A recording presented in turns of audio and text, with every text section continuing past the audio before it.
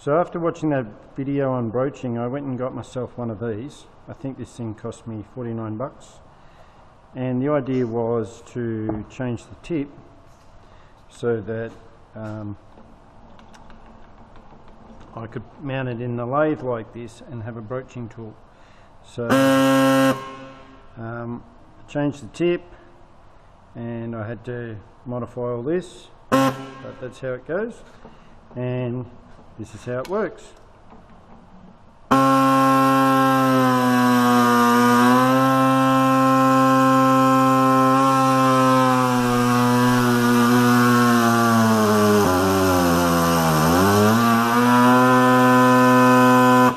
Now there's a problem with it, and the problem is it doesn't have enough horsepower.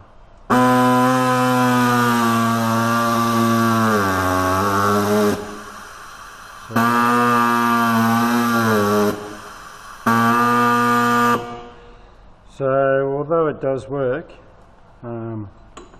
it's not really a success. So it runs out of juice.